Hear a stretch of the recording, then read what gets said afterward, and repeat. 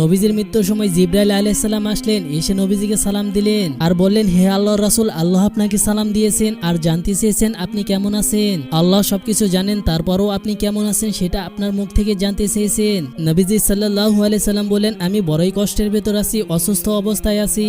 তখন জিব্রাইল আলাইহিস সালাম বললেন, ইয়া রাসূলুল্লাহ সাল্লাল্লাহু আলাইহি সাল্লাম, আমার সাথে আজ একজন নতুন ফেরেশতা এসেছে, যে ফেরেশতা কোনো মানুষের কাছে আসার জন্য কোনোদিন অনুমতি চায় নাই, শুধু আপনার অনুমতি চায় আপনার কাছে আসার জন্য।